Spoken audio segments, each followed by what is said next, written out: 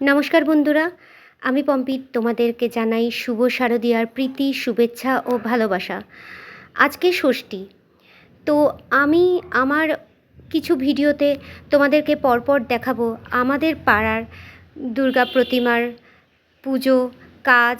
আমরা এই 4 দিন ধরে এই পুজো মণ্ডপেই থাকি, পুজোর কাজ করি, বাইরে সেরকম কোথাও যাওয়া হয় না। তো ষষ্ঠী থেকেই আমাদের কাজকর্ম শুরু হয়ে গেছে।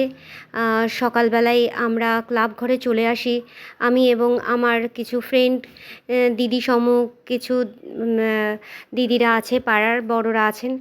তো এবারে অনেকেই থাকতে পারছেন না বিভিন্ন কারণে। তো আমরাই সব কাজকর্ম নিজে হাতে তুলে নিই এবং কাজগুলো করে দিই।